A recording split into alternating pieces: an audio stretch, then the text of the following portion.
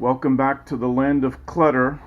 I just wanted to make a short video and highlight some of the tools and parts that I've been collecting along the way to do this project. As everybody knows who embarks on a pretty big project, you always have to buy new tools and you always have to buy parts. So let's walk through a few of the ones that I've been collecting. The grinding wheel you already know about. I've made good use of this as I repaired the swing arm mount and the kickstand mount, both with the grinding wheel and cut-off wheel.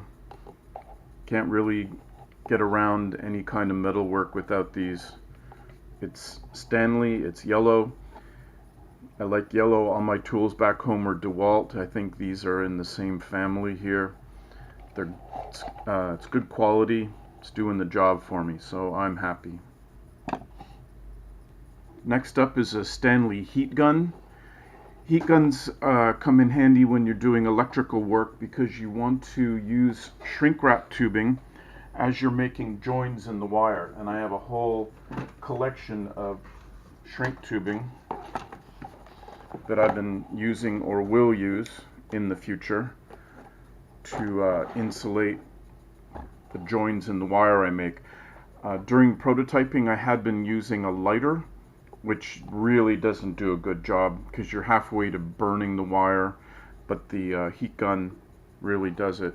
It's rated at 2000 watts with an adjustable dial, and this puppy gets hot. It's like a blow dryer on steroids. Does an amazing job. Next we come to my Fluke 15B Plus digital meter.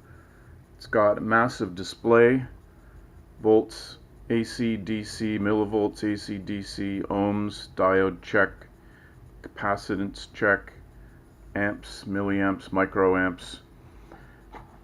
And the funny thing is I learned about this meter through the YouTube channel of AVE. He discovered this meter is only available in the Chinese market, and in fact the documentation it comes with are only in Mandarin, I can assume. And it was only $75, and that's about half the price of a corresponding US market meter that does the same functions for us. So he took the whole thing apart, tested it, compared it with the other. You should go and check out his video review of this meter.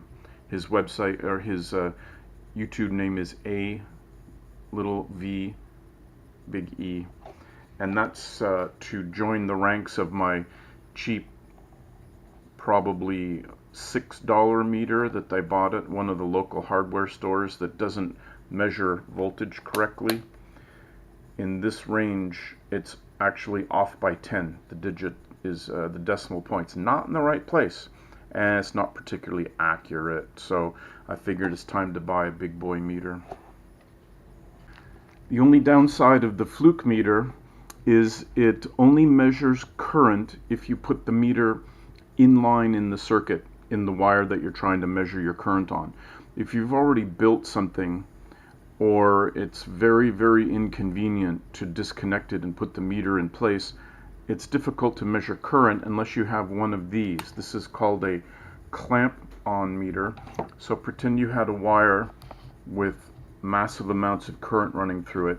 You would clamp this around the meter, and then you would get your amps display down here. This is going to come in handy for me measuring current between the battery pack and the controller, and then the controller and the motor.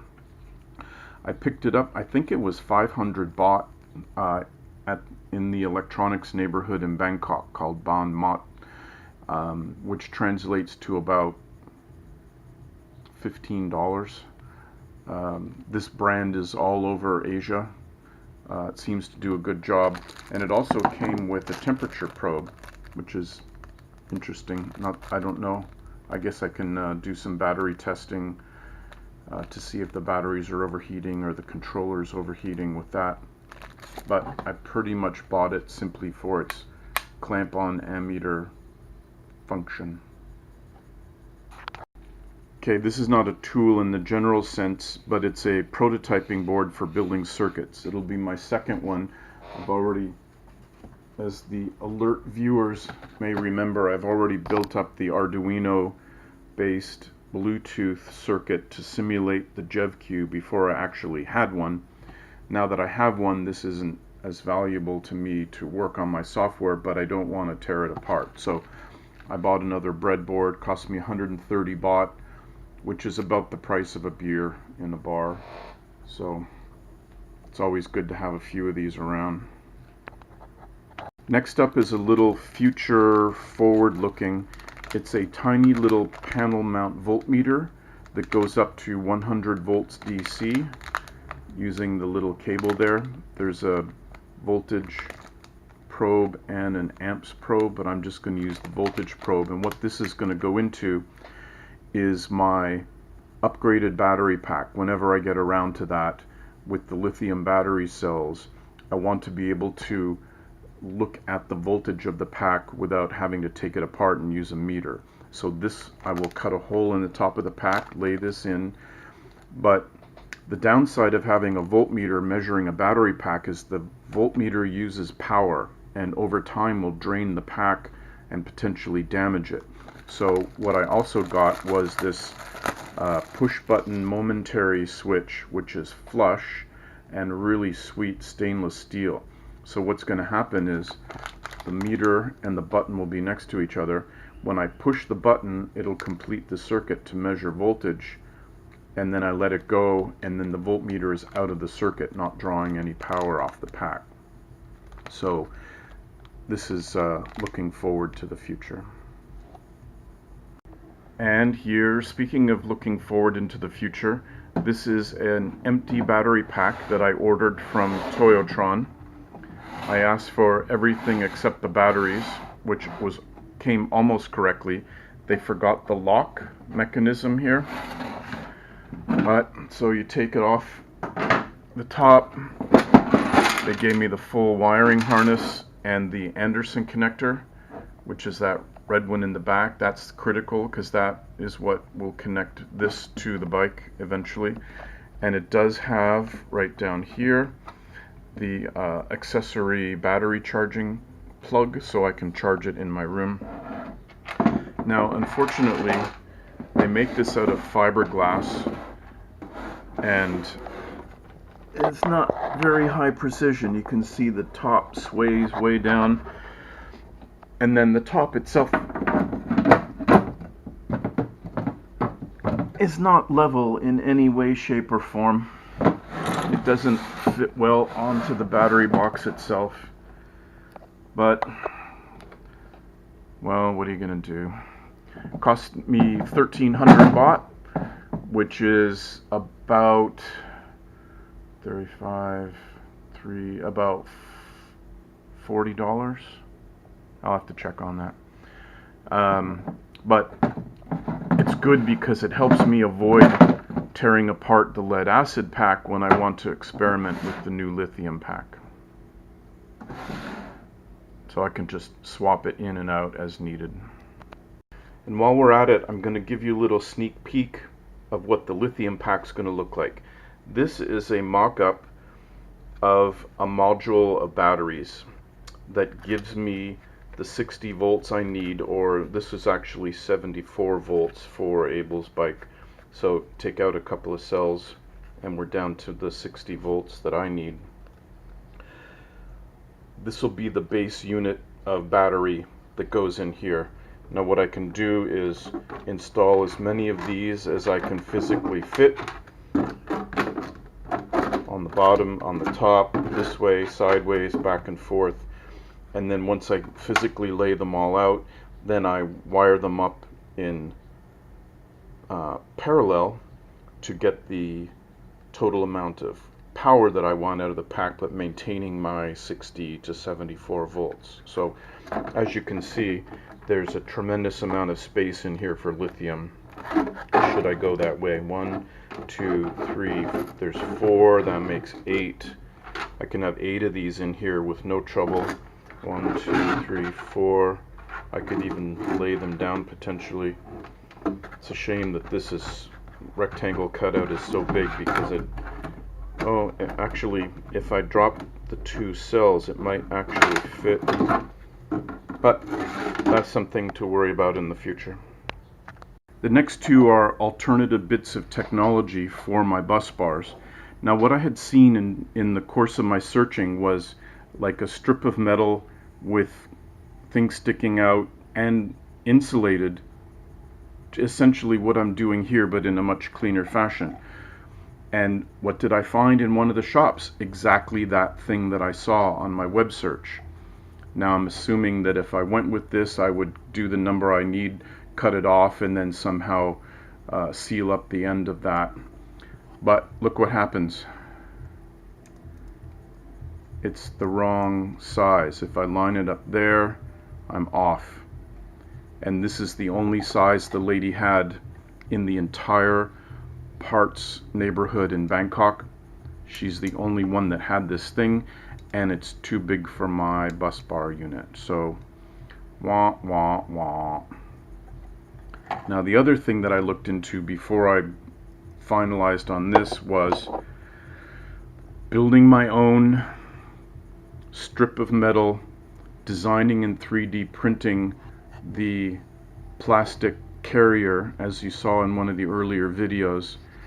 It would involve cutting this with the grinding wheel, shaping it, grinding all the paint off, drilling more holes, bolting in screws, doing the whole schmear. This could get what I want. Like, I could essentially have 5 here. 2 of them would have to be holding the bar down to the plastic though, so I'd have to drill much smaller holes, 2 in here, 1, and then 2 more. That would give me 5. But I've decided to postpone that.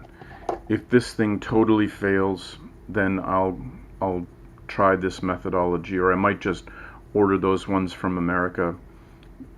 Despite the prices, I need 6 of them, and they were $16 to $20 each just for a simple piece of plastic and metal. So I'm not thrilled about that. But bird in the hand is worth 2 on the internet that you can't actually get. Next up, I have a giant spool of wire loom. Sometimes it's called split loom, but this isn't actually split. It's essentially very soft corrugated plastic that you cut to size, and then you run your wires through this, and then you use some kind of attachment method to hold this to the thing. So I only really needed 2 meters of this to go from the middle of the bike where all the electronics are, underneath the bike, and up the front to where the front electronics are. But I had to buy a spool of 30 meters of this stuff, but it was pretty cheap, so I'm not too worried about it. I can use it for other things. Abel can use some of it for his electric motorcycle that he's working on. So I was just happy to find it. I couldn't even find this stuff online anywhere, and then I found it in the big hardware store down in Prambury. And then last but not least, LED headlight bulbs. You remember me going on earlier about wanting to get LED light bulbs for 2 reasons. One, to be much brighter. The halogen ones in the bike are crap. They're kind of a dull orange color, and you can't see anything at night. Plus, halogens use a tremendous amount of current to make the bulb work. Replace them with LEDs. These are insanely bright and use just a trickle of current. Let's take it apart. Oh, on the side, energy saving 70%, 50% improved brightness, and 30,000 hours of operation. Now, I bought this in the little electronics neighborhood in a shop that specialized in LEDs. When I asked, they knew exactly what I wanted. It's the right mounting pattern for the old bulb, and it even says motorcycle electric bicycle with transformer. 4,400 lumens, which is pretty bright. So let's take a look inside.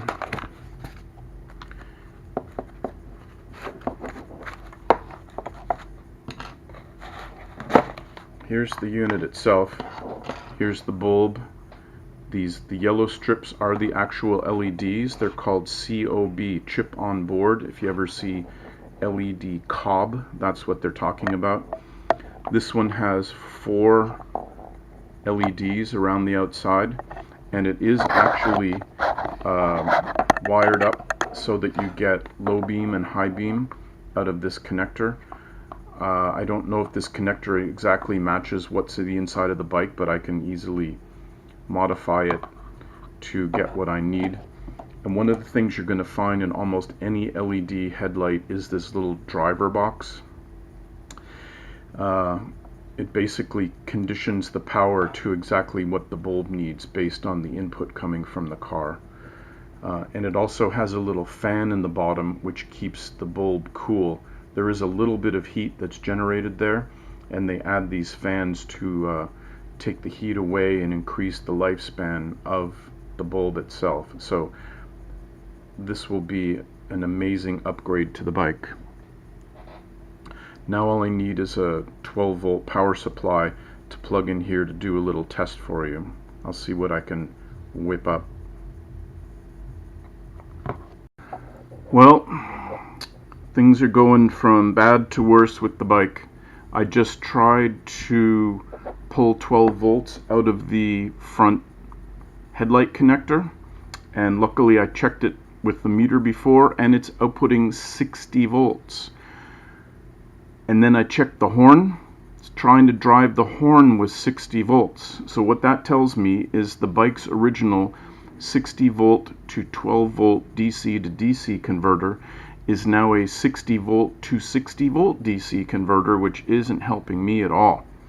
So looks like I need to do a bit of troubleshooting on that and probably buy a new one. But I'm going to buy another one of the super nice ones like I bought for mine. Slap that in, no problem. Okay, more fun and games.